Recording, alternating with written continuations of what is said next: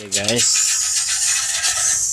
kali ini kita proses pengambilan tangki hidrolik dari unit kita yang habis terbalik atau insiden pada saat bermuatan.